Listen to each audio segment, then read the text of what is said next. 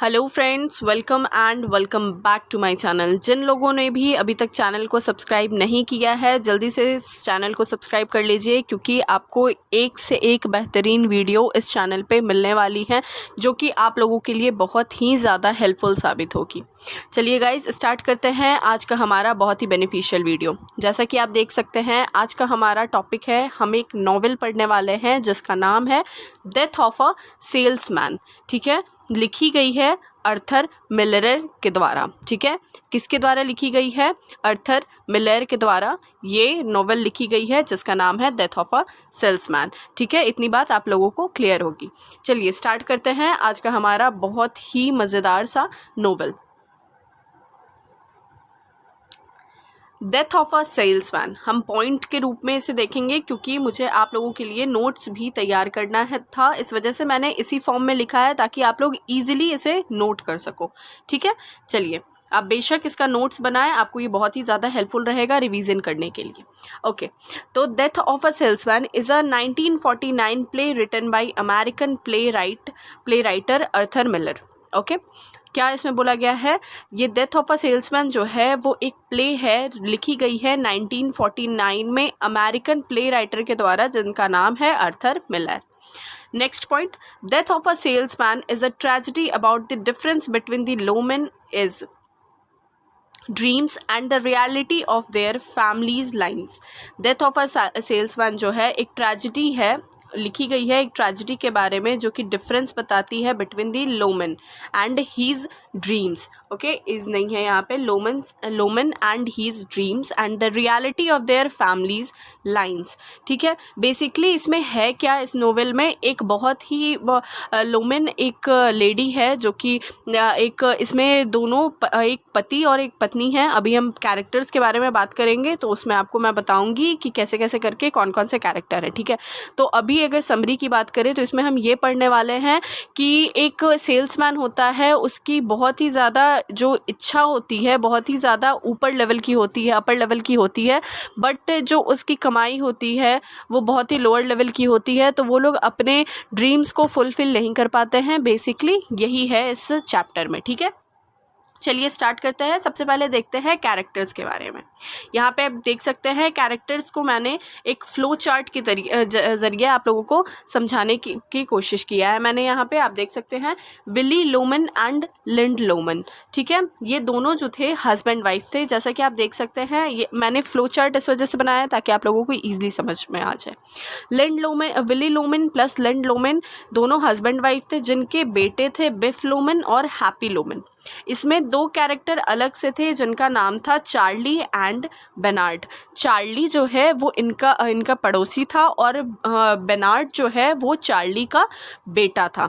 ठीक है, तो Willy Loman plus Linda Loman husband wife. Willy Loman Linda Loman के दो बेटे थे जिनका नाम था बिफ लोमन और हैप्पी लोमन। ठीक है, यहाँ तक आप लोगों को क्लियर हो गया होगा। आगे चलते हैं। नेक्स्ट कैरेक्टर है हमारा अंकल बेन, जो कि बिली का एल्डर ब्रदर है। ठीक है, अंकल बेन कौन है? विली के एल्डर ब्रदर है और हॉवर्ड वेंगर जो है वो विली के बॉस है। ठीक है, आप लोगों को ये सारी चीज़ें याद रखनी है, कैरेक्टर्स बहुत ही ज़्यादा इंपॉर्टेंट है। नेक्स्ट कैरेक्टर है हमारे पास बिल ओलिवर, जो कि बिफ का फॉर्मर बॉस है। बिफ कौन है? विली लोमन और लिंड लोमन का बेटा। ठीक है, कौन है? बिल ओलिवर जो है वो बिफ का फॉर्मर बॉस है। फिर उसके बाद है मिस फ्रांसिस। मिस फ्रांसिस वो थी जिनके साथ मिल के लिंडा को चीट किया गया था। किसके द्वारा? जो इसके पति थे उनका नाम क्या था? इसके पति का नाम था विली लोमन। ठीक है, विली लोमन का अफेयर था एक दूसरी लेडी के साथ जिसका नाम था मिस फ्रांसिस। ठीक है, क्या नाम था? Miss Francis. ठीक है, तो उसके साथ मिलके विली ने लिंडा को चीट किया था। चलिए नेक्स्ट, यहाँ पे आप देख सकते हैं हम ब्रीफ में अब थोड़ा सारे कैरेक्टर्स को देखेंगे। अगर आप ये सारे पॉइंट्स मेंशन करते हैं तो आपको एक्स्ट्रा मार्क्स ज़रूर मिलेंगे आपके एग्जामिनर्स के थ्रू। ठीक है, चलिए विली लोमन के बारे में बात करते हैं। ये हेड ऑफ़ दी फैमिली थे। जेंट्स ऑब्वियसली कहा जाता है कि हेड ऑफ़ दी फैमिली होते हैं, तो वही ये हेड ऑफ़ दी फैमिली हैं। He is about 63 years old. 63 years इनकी उम्र थी। He is a travelling salesman, ये एक ट्रैवलिंग सेल्समैन थे। He travels to New England each week, ठीक है, ये हर सप्ताह न्यू इंग्लैंड जाते आते रहते थे। उसके बाद ही हैज़ 2 ग्रॉन सन्स, अभी हमने बात किया कि इनके 2 बेटे थे जिनका नाम था, आप नाम मेंशन करेंगे, ओके ठीक है, तो इनका नाम मैं आपको बताती हूँ, इनका नाम था बिफ्लोमेन एंड हैप्पीलोमेन, ओके, बिफ्लोमेन एंड हैप्पीलोमेन इनके 2 बेटों का नाम था। नेक्स्ट लिंडा लोमेन, लिंडा लोमेन कौन थी, ये विली की वाइफ थी, हाँ वाइफ थी विली की वाइफ थी लिंडा, ठीक है, इनके भी 2 बेटे थे, विली एंड लिंडा दोनों हस्बैंड वाइफ थे, ओके। तो लिंडा के बारे में अभी हम बात करते हैं, ये विली की वाइफ थी। Next point, she is 59-60 years old, मतलब ये 59 और 60 के बीच में थी, इनका ये उम्र था। She has always been a home worker, ये शुरू से एक होम वर्कर थी। She is a very traditional wife, बहुत ही ज़्यादा ये ट्रेडिशनल वाइफ थी, बहुत ज़्यादा हाई फाई वगैरह ये सब नहीं थी, बहुत ही ज़्यादा ट्रेडिशनल वाइफ थी। Her whole life has been taking care of her sons and specially her husband, उनका जो पूरा ज़िंदगी था उन्होंने इसी चीज़ में बिता दिया, किस चीज़ में, अपने हस्बैंड का केयर करने में, अपने बच्चों के केयर करने में उन्होंने अपना सारा जीवन निकाल दिया, ठीक है। चलिए नेक्स्ट है हमारा हैप्पी, हैप्पी का दूसरा नाम भी था, आप याद रखेंगे, हार्लॉर्ड, ठीक है, हार्लॉर्ड हैप्पी का दूसरा नाम था। हैप्पी लोमन जो कि इनके बेटे थे, इनका एज था 32 ईयर्स ओल्ड। विली यंगर सन, ये छोटा बेटा था जिसका नाम था हैप्पी, ओके। हैप्पी जो हैप्पी लोमन है वो विली के छोटे बेटे थे, और बिफ कौन था, वो उसका बड़ा बेटा था। आप ये सारे पॉइंट्स याद रखेंगे। He works in a department and store and has his own apartment in another section of the town. Happy जो था वो 32 साल का एक लड़का था, एक डिपार्टमेंट स्टोर में काम करता था और इसका खुद का एक अपार्टमेंट था, बट वो दूसरे टाउन में था। नेक्स्ट है बिफ लोमन। बिफ लोमन जो विली लोमन्स एल्डर सन, वो इसके बड़े बेटे थे। विली के बड़े बेटे कौन थे, बिफ लोमन थे, ठीक है। वो has once a star football player in high school with several scholarships, but वो for the last 14 years has been unable to find himself. क्या यहाँ पे बोला गया है, बिफ लोमन जो है वो विली लोमन्स का बड़ा बेटा था, वो एक टाइम पे स्टार था, किस चीज़ का, फुटबॉल प्लेयर में। फुटबॉल प्लेयर वो बहुत ही ज़्यादा अच्छा खेलता था अपने हाई स्कूल टाइम्स में, ठीक है, उसे सेवरल स्कॉलरशिप्स भी मिली थी, बट 14 सालों से वो अनेबल था अपने आप को खोजने में, वो कहीं खो गया था, वो अपने आप को ढूंढ नहीं पा रहा था कि आखिर वो क्या था और क्या हो गया, ठीक है। नेक्स्ट बात करते हैं दूसरे कैरेक्टर के बारे में, चार्ली के बारे में। चार्ली कौन है, चार्ली नेबर था किसका, लोमन का, ओके, विली लोमन का चार्ली नेबर था, जैसा कि मैंने आपको बताया। नेक्स्ट है बर्नार्ड जो कि चार्ली का बेटा था, 40-year-old सन ऑफ चार्ली, वो has become a very successful lawyer and a childhood friend of beef. Beef का ये फ्रेंड था, ओके, चाइल्डहुड फ्रेंड था, और बहुत ही अभी के टाइम में वो सक्सेसफुल लॉयर हो गया था। नेक्स्ट हम बात करेंगे बेन लोमन के बारे में, ठीक है। बेन लोमन कौन थे, विली लोमन्स के ब्रदर थे, ठीक है।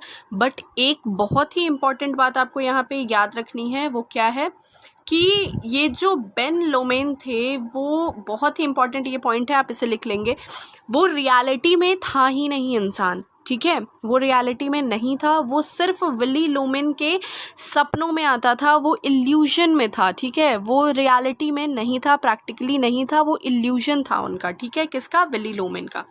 देखिए यहाँ पे आप पढ़ सकते हैं, Willy Loman's brother left home very early and become extremely rich. He appears only in Willy's daydream and illusions. वो रियलिटी में नहीं था, ठीक है, वो विली के सपनों में आता था, डे ड्रीम्स में आता था, इल्यूजन्स में था वो, ठीक है। Next, hovered Wagner the son of the former owner of the Wagner company. यहाँ पे बात की जा रही है एक नए कैरेक्टर की, होवर्ड वॉगनर, जो कि सन था, फॉर्मर ऑनर था of the Wagner company. He now runs the company and has no loyalty to Willy who helps to build the business. बिली जो था इस कंपनी को, वॉगनर कंपनी जो थी उसे बढ़ाने में, बिल्ड करने में बहुत ही ज़्यादा उसने जो था अपना सहयोग किया था. उस कंपनी को बनाने में उसने बहुत ही ज़्यादा हेल्प किया था. बट ये जो हॉवर्ड वैगनर है उसे बिल्कुल भी ट्रस्ट नहीं है उसके लॉयलिटी पे. वो हमेशा शक करता है. किसके लॉयलिटी पे? विली के लॉयलिटी पे. किस पे ट्रस्ट नहीं है? विली पे ट्रस्ट नहीं है. किसे ट्रस्ट नहीं है? हॉवर्ड वैगनर को उस पर बिल्कुल ट्रस्ट नहीं है. ठीक है. नेक्स्ट कैरेक्टर है यहाँ पे हमारे पास मिस फ्रांसिस, जिसके बारे में अभी हमने बात किया. Willy Loman had an affair with her, उसके साथ उसका अफेयर था. स्टैनली की बात की गई है यहाँ पे. स्टैनली जो थी एक यंग वेटर थी रेस्टोरेंट में. ठीक है, आगे रेस्टोरेंट का जिक्र आया है, मैं आपको बताऊंगी वहाँ पे. ओके, तो स्टैनली कौन थी? एक यंग वेटर थी रेस्टोरेंट में. आप ये सब याद रखेंगे. चलिए अब हम बढ़ते हैं, मूव ऑन करते हैं किस पे? समरी पे. ठीक है, समरी पे अब हम मूव ऑन करते हैं कि हमारा समरी क्या है भाई. Start the summary. ओके, चलिए. Willy is a man with American dream to become rich, successful, respected and popular. क्या यहाँ पे बोला गया है? विली एक अमेरिकन, मतलब ऐसा व्यक्ति था जिसके पास अमेरिकन ड्रीम थे to become rich, successful, respected and popular. वो रिच भी बनना चाहता था, सक्सेसफुल भी बनना चाहता था, रिस्पेक्टेड बनना चाहता था, पॉपुलर बनना चाहता था. एक अमेरिकन ड्रीम के साथ वो रिच, सक्सेसफुल, रिस्पेक्टेड और पॉपुलर बनना चाहता था. कौन? Willy. He fails to pursue his dreams and trust his son would do it. But unfortunately वो विली जो था वो परस्यू अपने ड्रीम्स को नहीं कर पाया और ये विश्वास रखता था कि उसके सन, जो दोनों उसके बेटे थे, कौन कौन? बिफ और हैप्पी, ट्रस्ट करता था कि वो लोग इस चीज़ को ज़रूर करेंगे. वो सोचता था कि उसके सन जो हैं वो इस चीज़ को ज़रूर करेंगे. He has a mental breakdown when he finds his son were also struggling to get good job. But जब उसको ये चीज़ पता चला कि उसके दोनों बेटे बिफ और हैप्पी भी स्ट्रगल कर रहे हैं अपने जॉब को पाने में, तो वो मेंटल ब्रेकडाउन से गुजरने लगा. उसका मेंटल ब्रेकडाउन हो गया. He develops hallucinations and talking to himself. Hallucination का क्या मतलब होता है? एक तरह से आप कह सकते हैं इमेजिनेशन, कि आप अपने से खुद से बात कर रहे हो, आपके पास कोई नहीं भी हो बात करने के लिए, फिर भी आप अपने में ही बात कर रहे हो, अपने से ही सॉल्यूशन दे रहे हो, अपने से ही क्वेश्चन कर रहे हो. तो ऐसे कंडीशन में आप कह सकते हो कि वो इंसान हेल्यूसिनेशन करता है, ऐसा. ठीक है, तो हेल्यूसिनेशन का मतलब यही होता है. तो वो ही develops hallucinations and talking to himself, खुद से ही वो बात करना शुरू कर दिया इस चीज़ को लेके. क्यों? क्योंकि उसका मेंटल ब्रेकडाउन हो गया था. He worries that nobody likes him and that is why he didn't achieve his dreams. उसे ऐसा लगता था कि उसे कोई भी पसंद नहीं करता है, इसी वजह से वो अपने ड्रीम्स को अचीव नहीं कर पाया है. He also gets jealous but at the same time proud of Charlie and Bernard. Charlie कौन था? चार्ली उसका नेबर था. किसका? विली का. और बर्नार्ड उसी का बेटा था. एक टाइम पे वो बहुत ज़्यादा जेलस भी होता है उसके साथ, but at the same time उसी वक्त उसे प्राउड भी होता है चार्ली और बर्नार्ड पे, क्योंकि उन लोग इतने ज़्यादा सक्सेसफुल हो चुके हैं. अ प्ले बिगिनस एट मंडे. ये जो प्ले है वो बिगिन होता है मंडे के दिन को, at the Loman's family in Brooklyn. कहाँ पे लोमन्स फैमिली रहता है? ब्रुकलिन में. ठीक है, ब्रुकलिन का आपको नाम याद रखना है. वो ब्रुकलिन में रहते हैं और मंडे के दिन इस प्ले का शुरुआत किया जाता है. His suicidal attempts mark him as a failed man. इससे हमें क्या पता चलता है कि विली जो है उसने सुसाइडल अटेम्प्ट भी किया था, जिसके वजह से वो एक फेल्ड मैन की तरह आता है. अगर आपको कैरेक्टरिस्टिक्स लिखने के लिए मिल जाए विली लोमन के बारे में तो आप आराम से लिख सकते हो. ठीक है. He is a son Biff who was a footballer failed to enter the university because he could not pass in mathematics. इसका जो सन था बिफ एल्डर सन था इसका, विली का, जो कि एक टाइम पे स्टार था फुटबॉल प्लेयर में, बहुत ज़्यादा वो फुटबॉल प्लेयर अच्छा था, बट इसे यूनिवर्सिटी में एडमिशन नहीं मिला। क्यों? क्योंकि उसने अपना मैथमेटिक्स एक सब्जेक्ट है जिसमें उसने पास नहीं किया, इस वजह से उसे यूनिवर्सिटी में एडमिशन नहीं मिला।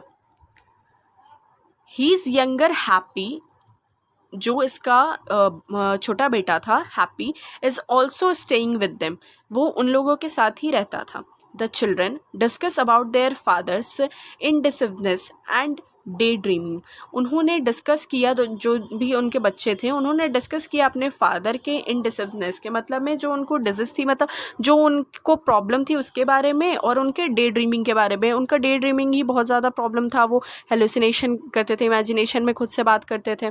ओके, ये सब। Willy comes in with anger that they too never fulfilled any expectation, Willy जो था वो गुस्से में आया, जो कि फादर थे उनके, वो गुस्से में आए और उन्होंने अपना एंगर प्रस्तुत किया उन लोग के सामने। क्यों? क्योंकि वो उन दोनों ने उनका कोई भी एक्सपेक्टेशन फुलफिल नहीं किया था। To make their father happy, both tell him that he dreamed for a business. अपने फादर को, जो बीफ था और हैप्पी था, उन्होंने ये बोला अपने फादर को, उनको खुश करने के लिए, कि वो सोच रहे हैं कि वो बिजनेस करेंगे। ठीक है। One day Biff had gone to Boston to found his father and to him explain his failure in the hotel room. Biff found his father having an affair with a strange woman. After this episode, his views changed completely for his father. Beef leaves the restaurant in frustration. Happy also follows him with two girls who were picked by him.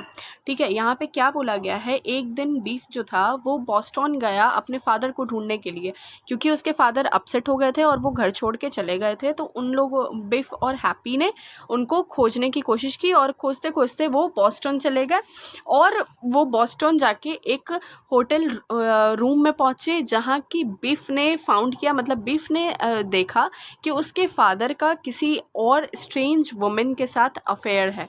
ठीक है। After this episode, मतलब इस episode के बाद, इस घटना के बाद, उसका जो नज़रिया था अपने फादर को लेके, वो कम्प्लीटली चेंज हो चुका था। बीफ जो था वो रेस्टोरेंट छोड़ के चला गया फ्रस्ट्रेशन में, और हैप्पी उसको फॉलो करने लगा टू गर्ल्स के साथ, जो कि उसके द्वारा लाई गई थी। ठीक है। तो यही जो रेस्टोरेंट का अभी यहाँ पे आपको जिक्र मिला है, इसी में वो जो वेटर का नाम मैंने बताया था वो इसी जगह पे थी। ठीक है। After some 14 years he returns to home, जो बीफ था वो 14 सालों के बाद घर आया इस हादसे के बाद। To home he and his younger brother Happy try to think of some job, उन्होंने सोचा कि वो कुछ जॉब करते हैं, कोशिश किया उन्होंने एक जॉब करने का। Biff says that he will ask Mister Oliver for a loan of $10,000 to start a business of his own. Biff ने सोचा, बीफ चाहता था that he will ask Mister Oliver, उसने सोचा कि वो बोलेगा मिस्टर ओलिवर को कि आप मुझे लोन दो, कितना, $10,000, किस चीज़ के लिए, अपना खुद का बिजनेस स्टार्ट करने के लिए। Willy decides to ask and Wagner for a job in the New York city. Wagner वही है जो कि इसको बिल्कुल भी ट्रस्ट नहीं था बिलीव को, लेकिन बिली ने अब ये जो वैगनर कंपनी है उसको बिल्ड करने में, उसको ऊंचा उठाने में बहुत ज़्यादा हेल्प किया था। किसने? विली ने। बट फिर भी वैगनर को इस पे बिल्कुल भी ट्रस्ट नहीं है, तो फिर भी विली ने वैगनर से जॉब मांगा न्यूयॉर्क सिटी में। तो जो हॉवर्ड था, जो हॉवर्ड वैगनर, आपने नाम अभी सुना था, तो जो हॉवर्ड था tell that he doesn't have a position open for him in the store. Howard ने साफ मतलब एक बहाना कर दिया कि उसने बोल दिया कि उसके पास अभी कोई भी पोजीशन खाली नहीं है, ओपन नहीं है स्टोर में तुम्हारे लिए। ठीक है।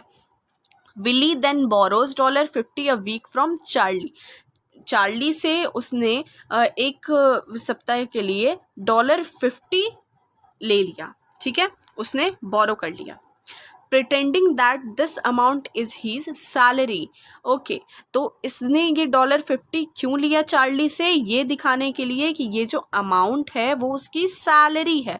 Charlie offers Willy a good job in the New York city, but Willy refuses because he said that he can't work for Charlie. अभी आप देख सकते हैं इसने वैगनर से, हॉवर्ड से मांगा था जॉब, बट उसने नहीं दिया। यहाँ पे सामने से जब चार्ली ने उसे ऑफ़र किया एक गुड जॉब न्यूयॉर्क सिटी में, तो इसने साफ मना कर दिया। He says that he can't work for Charlie, मतलब वो नहीं चाहता था कि वो चार्ली के लिए वर्क करे। Willy believes that the insurance money of $25,000 would benefit his family. Willy जो था, जब उसने देख लिया कि वो लगातार मतलब बैक टू बैक उसे फेलियर फेस करना पड़ रहा है, तो उसने लास्ट में सोचा कि ये जो इंश्योरेंस मनी है, जिसकी राशि कितनी थी, $25,000 थी, वो बेनिफिट करेगी इसके फैमिली को। He talks to Ben and decide to kill himself. उसने बेन से बात किया और अपने आप को मारने की कोशिश की। It was just seen as a hallucination. ठीक है, ये उसने बेन से बात की। बेन तो रियलिटी में था नहीं, वो उसके हेल्यूसिनेशन वो क्रिएट करता था, कौन, विली, और उससे फिर बेन से वो बात करता था। तो उसमें ही उसने बात कर ली कि वो अपने आप को मार देगा और इंश्योरेंस के मनी फिर उसके फैमिली को मिल जाएंगे, कितने, $25,000, और वो कहीं ना कहीं उसके फैमिली को बेनिफिट कर जाएगा। The final lies in of the funeral of Willy, और विली ने ऐसा ही किया, विली ने अपने आप को मार लिया। ठीक है, फिर सीन जो है वो डायरेक्ट चला जाता है फ्यूनरल पे, जो कि उसकी जो भी संस्कार होता है हमारे तरफ, तो उसमें चला गया, फ्यूनरल में चला गया ऑफ विली के। ठीक है, his families and neighbours are present there, वहाँ पे उसके फैमिली, नेबर्स, सब कोई प्रेजेंट थे। Biff realize that he does not want to become a businessman like his father. Biff जो था वो उसने सोच लिया था कि वो अब अपने फादर जैसा बिजनेसमैन तो बिल्कुल नहीं बनना चाहेगा, बट जो हैप्पी था, जो उसका यंगर सन था, उसने चूज़ किया कि वो अपने फादर के फुट स्टेप पे चलेगा, मतलब वो उसके नक्शे कदम पे चलेगा। ठीक है, तो ये थी आपकी टोटल समरी, बहुत ही शॉर्ट। नेक्स्ट जो इम्पॉर्टेंट चीज़ है आप लोगों के पास वो है थीम्स। ठीक है, इसके एंड में अगर आप थीम्स लिखेंगे इस नोवेल की, इस प्ले की थीम क्या थी, तो आपको बेनिफिट ज़रूर मिलेगा। तो इस नोवेल और इस प्ले की अगर आप बात करें, थीम है reality and illusion, the American dream, abandonment and betrayal. ठीक है, ये जो था इसका ड्रीम था। बहुत ही सिंपल शब्दों में मैंने आपको इतनी बड़ी प्ले बहुत आसानी से समझा दिया है। मैं कोशिश यही आपको करते रहूँगी कि बहुत सिंपल सरल भाषा में आपके लिए बहुत डिफ़िकल्ट चीज़ों को भी मैं बहुत ही आसान बना दूँ। तो आप इसका नोट्स ज़रूर बना लीजिएगा, आपको रिवीजन में हेल्प बहुत मिलेगी। Thanks for watching my this video and also subscribe to my channel.